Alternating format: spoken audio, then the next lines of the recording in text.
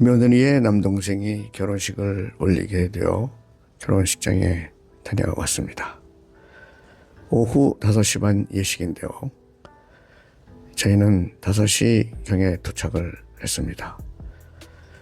예식장은 지금 보시는 바와 같이 영어로는 앨리스 캐슬입니다.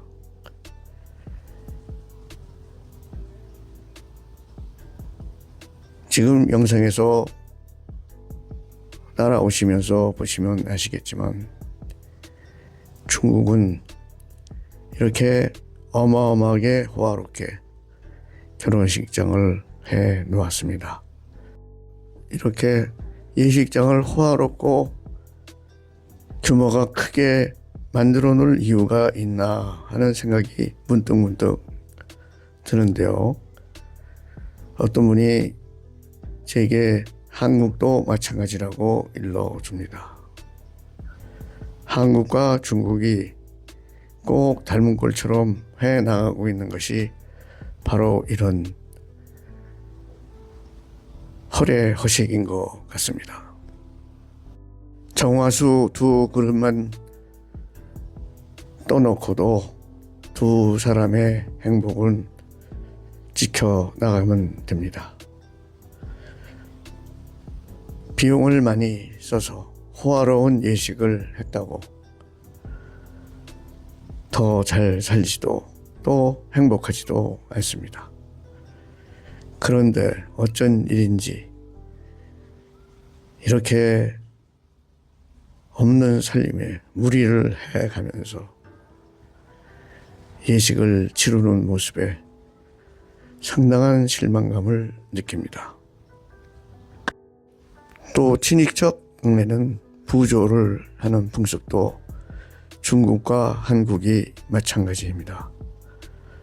그런데 이렇게 호화로운 데서 진행을 하니 부조돈을 조금 담아온 사람들은 부담이 될 것 같습니다. 저는 개인적으로 부조돈이란 것은 없어져야 한다고 생각합니다. 옛날 농경시대의 풍습이 그대로 남아있는 것인데요. 이런 것을 이용해서 부정부패가 또 심해지고 사람들의 의식이 혼탁해지는 것 같습니다. 오죽하면 한국에서는 김영란법이라는 것이 생겨서 지키지도 못하면서 그런 법을 만들어 놓고 설왕설래하는 그런 뉴스를 들을 때마다 참 한심하기 짝이 없다는 생각이 듭니다. 하지만 중국의 결혼식에서 바뀐 모습도 볼 수 있습니다. 그렇게 술을 많이 마시고 부어라 마셔라 하는 그러한 술자리가 이제 점점 사라지고 있는 것 같습니다. 사람들이 자꾸 자각을 해 나가는 것이죠. 물론 건강에 나쁜 술을 왜 그렇게 많이 마시면서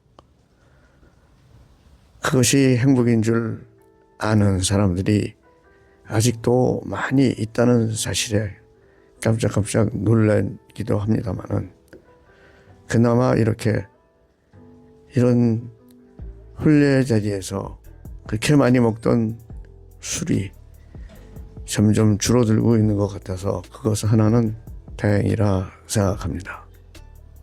또 요즘 대세를 이루고 있는 웨딩 산업, 이것이 사진만 찍어주는 그런 것에서 발전해서 저렇게 동영상을 만들어 틀어주고 또 드론 촬영까지 합니다.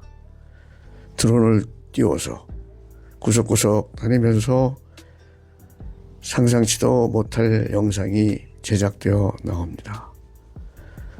며느리가 돌아가신 엄마를 대신해서 큰 일을 하고 있습니다. 엄마가 일찍 돌아가셨기 때문에 며느리는 이 결혼식을 주관하면서 힘이 들었을 것 같습니다. 또 보람도 있을 것 같은데요. 그렇지만 이렇게 호화롭게 해줌으로써 그런 것이 마무리되는 것은 아닙니다. 며느리가 잠깐 눈물을 보였습니다. 그것이 즐거움의 눈물이었기를 바랍니다.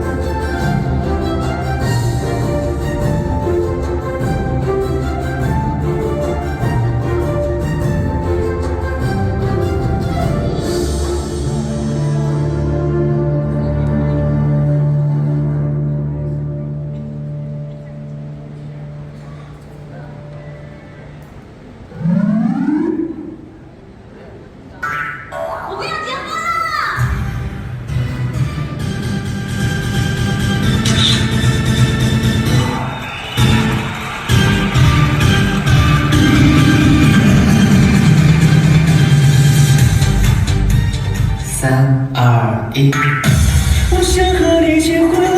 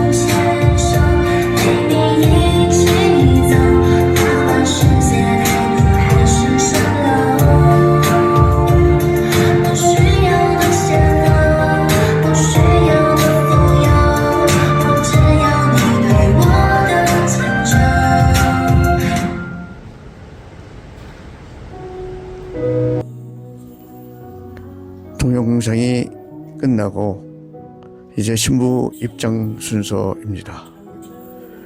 그런데 저를 놀라게 한 것은 신부가 마이크를 들고 직접 노래를 부르면서 입장을 합니다. 우리 한국 같으면 친정 아버지가 데리고 들어갔어야 하는데 말이죠. 그래서 제가 이 결혼식을 파격적인 결혼식이다 이렇게 제목을 붙였습니다. 물론 결혼식을 전통식으로 하라는 것은 아닙니다.婚예도 시대에 따라 달랐듯이 요즘 젊은이들이 하고 싶은 그러한 추세가 분명히 있을 겁니다. 하지만 그婚예 요소 중에 꼭 지켜야 할 만한 것은 남겨둬야 한다는 것이 저의 생각입니다. 신부가 노래를 부른 것이 파격이 아니라 하객에게 보여줄 것을 이런 식으로 보여주었다는 것은 하객도 모독하는 셈입니다. 프로 가수처럼 썩 잘 부르는 것도 아니고 뭐 자랑할 만한 노래 솜씨도 아닙니다.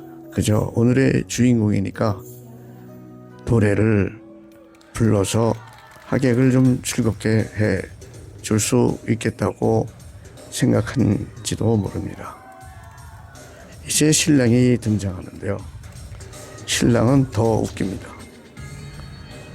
꽃다발을 흐르고 건달처럼 내려오더니 마이크를 들고 노래를 부릅니다. 노래도 요새 유행하는 유행가입니다. 그러면서 몸을 흔들어대고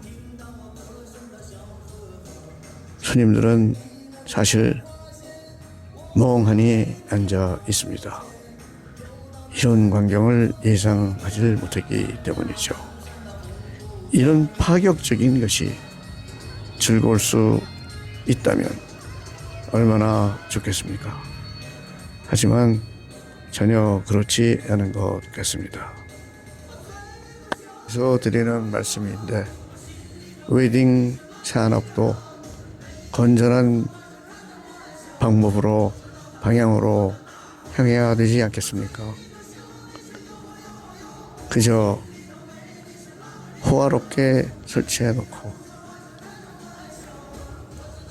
하객들의 입장은 생각지도 않고 하나하나가 모두 비용일 텐데 그 비용만 평생 한 번일 것이라고 생각하는 이 철없는 신랑 신부에게 돈을 뜯어냅니다. 정당한 것을 받으면 누가 뭐라고 하겠습니까? 하지만 제가 보기엔 그렇진 않은 것 같습니다. 원래 중국의 결혼식을 제가 20여 년 전부터 계속 보아왔는데요. 저도 여기서 결혼을 했지만 이곳의 결혼식에는 주례가 없습니다. 그것은 또 어떤 이유에서 그런지 제가 살펴보진 않았습니다만은 사실 꼭 주례가 필요한 것은 아니지요.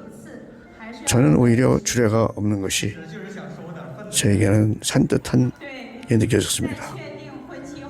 그런데 이제는 다시 이렇게 결혼식이 문란으로 흘러간다면 다시 옛날처럼 주례 선생님 모시고 정식으로 좋은 말씀 듣는 그러한 자리가 되면 더 좋지 않겠나 하는 생각을 거꾸로 해보게 됩니다. 주례가 없는 대신 사회자가 모든 이 행사를 주관했습니다. 그 사회자가 하는 대로 따라서 하면 된다고 그래서 저도 결혼식 할 때 그 사회자가 시키는 대로 다 잘 했죠. 그런데 이젠 사회자도 필요가 없어졌습니다. 신부가 사례를 보고 또 곧이어서 신랑이 사회를 봅니다.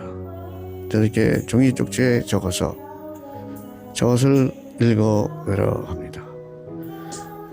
도대체 결혼식을 왜 하는 건지 저는 잘 이해가 되질 않았습니다. 마치 사진만 찍어 놓으면 되는 식으로 생각을 하는 것 같아서 씁쓸했습니다. 지금 이 식장에는요, 소위 말해서 무인기라고 하는 드론이 떠다니고 있습니다. 드론이 곳곳을 다니면서 사진을 찍어 놓습니다. 또 동영상을 찍습니다. 이렇게 중국이 최대의 드론 생산국인 것을 자랑이라도 하듯이 예식장 안에서도 드론이 떠다닙니다. 和谐这么通心的在台上，让咱们感受他们的爱情，我既感到动容。 한 가지 다행인 것은 신랑이 무장경찰입니다. 그래서 그 무장경찰의 상사가 와가지고 축사를 해 주었습니다. 좀 잘 들으라는 말이죠. 그리고 이 결혼식이 마무리되었는데요. 지금 홍바오라고 해서 복주머니를 던져줍니다. 저 안에는 좋은 몇 푼 안 되는 돈이 들어 있겠죠. 이것도 사실은 굉장히 재미있을 것 같지만 저에게는 물질 만능주의자들이 다 되었구나 하는 생각을 하게 합니다.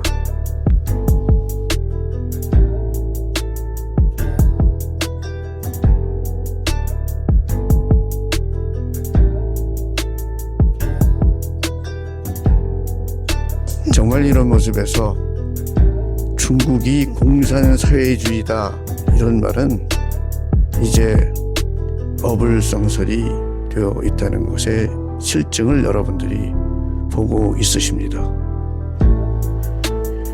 미국을 뺨치는, 한국을 뺨치는, 일본을 뺨치는 자본주의 사회가 바로 이 중국입니다.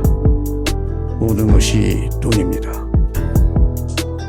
이렇게 결혼식은 파격적이긴 하지만 싱겁게 끝이 났습니다. 아무 의미도 저는 받을 수가 없었습니다. 이렇게 식이 진행되는 동안 식당에서는 음식을 부지런히 날라와서 테이블 위에 음식을 잔뜩 쌓아 놓았습니다. 이것은 전통적으로 결혼식장에 가면 내어놓는 음식입니다. 특히 생선은 빠지지 않고요. 그 다음에 기타 새우, 해산물, 또 돼지고기, 소고기, 닭고기 이런 종류, 또 채소 이런 것들로 이루어진 중국식, 특히 동북 음식이 가미된 그런 식사를 지금부터 하게 됩니다. 음식은 꽤 괜찮았습니다. 중국의 예식장에서 음식이 나쁘면 사람들은 그 예식장을 다시는 가지 않습니다. 하기 때문에 이 음식은 특별히 신경을 씁니다. 한국도 부족돈 문제 때문에 상당히 말이 많더군요. 하지만 어쩌겠습니까? 시대가 변하여 그대로 따라가는 수밖에요.